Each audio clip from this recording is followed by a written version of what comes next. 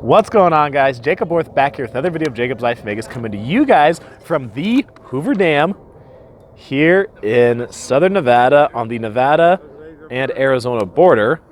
I'm actually on the Arizona side right now where the parking's free to talk about something that a lot of you have mentioned in comments before, and some of your concerns, especially those of you looking to move here to Las Vegas in the future. You're concerned about the water levels here of Lake Mead, because as you guys can see right behind me, you know that bathtub ring they call it? You can see how much lower the water is now compared to where it used to be.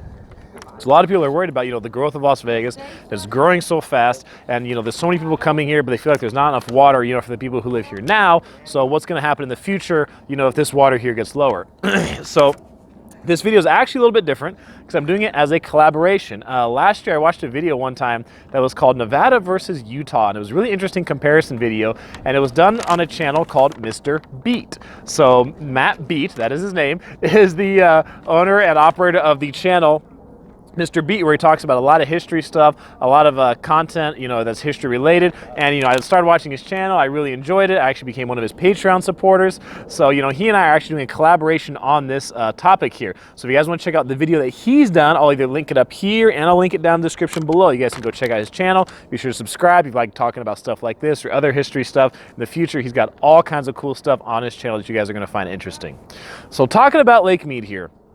Everybody looks at the levels here right behind me. They can say, hey, that actually doesn't look that deep, and they're right, because it was about 2 decades ago that Lake Mead was like, almost full. And now we're operating at about 40% of where it used to be, just a couple decades ago. So people are in that point now where they're concerned about the amount of water that's going to be available here for people living in southern Nevada, because this area is not stopping its growth anytime soon. We have so many people coming in from California and other people retiring here from the Midwest and the East Coast and other places. A lot of young people coming here now. I mean, this area is going to continue to grow, and people are like, okay, well, the growth is cool, but how are these people going to get water? How are we going to keep everyone alive if we don't have enough water to go around?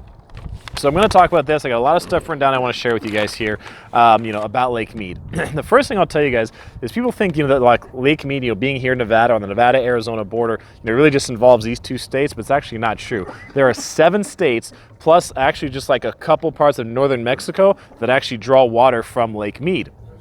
That draw water from the Colorado Basin. What's interesting about this, a lot of people are not going to like this, California actually has senior water rights to the water in Lake Mead, which means if there ever was a shortage, if there was declared a shortage of water, kind of like in an emergency situation, California would not have to cut back. Nevada and Arizona are the first 2 states they're going to have to take a hit when a shortage comes. And that's a big problem, because 90% of Las Vegas's daily use water comes from right here. 90% of the daily water that we use in Las Vegas comes from this spot right here. So, if there was an issue, a state like California wouldn't have to cut back, and Nevada and Arizona, we're the ones who are going to feel the big effects of that. So, this could get ugly if the water keeps getting lower. The other issue with the water getting lower here is not just, the fact it'll affect Arizona and Nevada, but all the other millions of people it'll affect, and the impact it has for so many people across the country. It is estimated that, there's about 60 million jobs supported by, the Colorado River and all the water that comes from it. About $1.4 trillion in economic benefits it's estimated that this is, the source of. And it's also the source of irrigation for about 6 million acres of land. So, you have farmers in California, farmers in Arizona, people who really depend on the water coming from here, to be able to grow crops and be able to also feed people. So, when water is limited, you have a battle for, who's going to get the water, who's going to be able to, be able to farm the land, be able to make money from it, keep a roof over their head, and be able to keep people fed. So, a lot of people, that's why so many people are concerned about this issue, because this is not, an issue of, something that is subjective to people. This is an issue of, survival. Now, as bad as that sounds, right, as negative as that sounds, a lot of people think it sounds like a lot of, doom and gloom here in the area. This is not a new problem to southern Nevada, okay? We're in the desert. We know that there's not a lot of water here. Droughts are not something new to the area, okay? There have been conservation efforts that have really made a huge impact in recent years. And, one of the latest ones that have been put into place here is actually the 3rd straw that has been put in here at Lake Mead. Some of you have talked about that in the comments before. Some of you know of that. Other conservation efforts include things like, a cash for grass program, where people were getting paid to turn in, the grass from their front yard and replace it with something more, like desert friendly, quote unquote, which means basically a bunch of rocks, having like a rock bed for a front yard. A lot of new homes that are built. There's some major regulations on on actual grass lawns, you know, how much space you can have. There's restrictions on watering and how much you can water for those people who do have lawns here.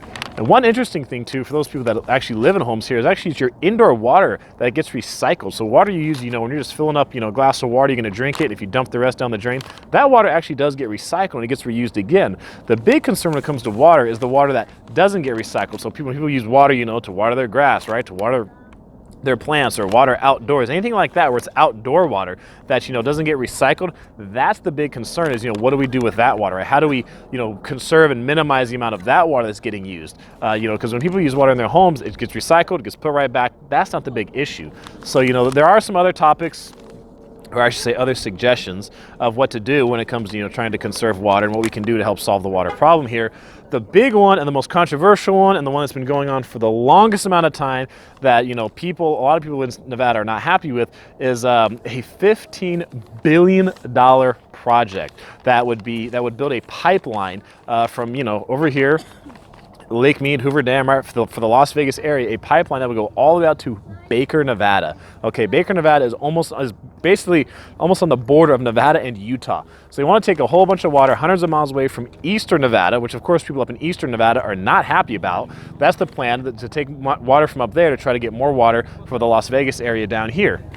Well, this has been going on for about 30 years between, you know, the Southern Nevada Water District. They're the ones who would actually like to have this. They would like to have this pipeline, but it's been blocked by the state engineer. The state engineer blocked this, but now they're going back to court again because the Southern Nevada Water Authority is actually appealing the process. So it's back and forth between, you know, people who are up in Eastern Nevada, between the SNWA. It's a big argument and big debate going on in court it's just gone on for years now. Okay, this is not something new here to Nevada. That's the one that people don't like also, because aside from, you know, taking water from another part of Nevada, obviously it's going to hurt the wildlife there, going to hurt the animal life, going to hurt the people who already live there, people who need the water, whether they're ranchers or just people who live there for their daily lives, and also the price tag, the $15 billion price tag on top, that's going to be massively expensive. And, you know, actually then commissioner, now governor, Steve Sisolak even, you know, outwardly said he is against this. He is actually against this pipeline being built. So they got a lot of hurdles to try to get this pipeline being built here, you know, to come to the Las Vegas area. But one big problem,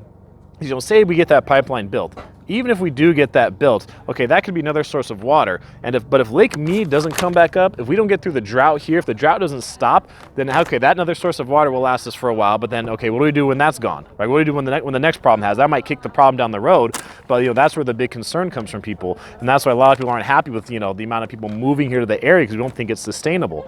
So I want to hear what you guys have to think about this, you know, because there's a couple different ways people look at this situation. Some people think, you know, yes, they think the sky's falling and, you know, we're going to run out of water and we're going to have a drought and, you know, Las Vegas will be no more. Other people think the problem is totally overblown. They think, you know, that actually the water level is going to be okay here. They also think that, you know, we're going to come up with some technological ways to try to come up and, you know, keep the water level at a level that'll support the population growth here. Some people like the idea of desalination, which has been used in Texas, I believe Florida. It's also being used in California. I believe they have a big desalination plant in San Diego. However, getting the water here from California would obviously be a very expensive endeavor to go on as well. So there are options available to try to solve this problem.